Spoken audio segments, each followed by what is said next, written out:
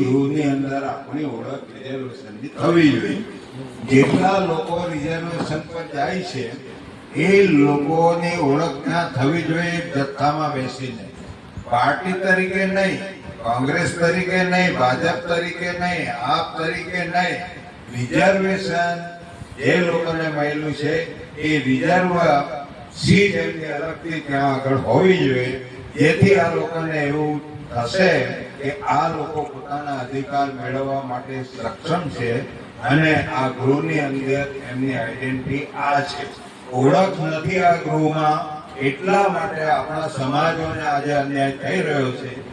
એ અન્યાય દૂર કરવા માટે પછી બીજી જે આપણે ભીલ પ્રદેશની માંગણી છે, બીજા લોકો બીજી માંગણી કરે છે. રિઝર્વેશન તમારું મળી જશે એટલે ત્યાંથી આ માંગણી બધી સ્વીકારાઈ જશે અને આ લોકો ચૂપ થઈ જશે. તો આ એક મુદ્દો આપણો રિઝર્વેશનનો છે. સારામાં સારી બાબત છે.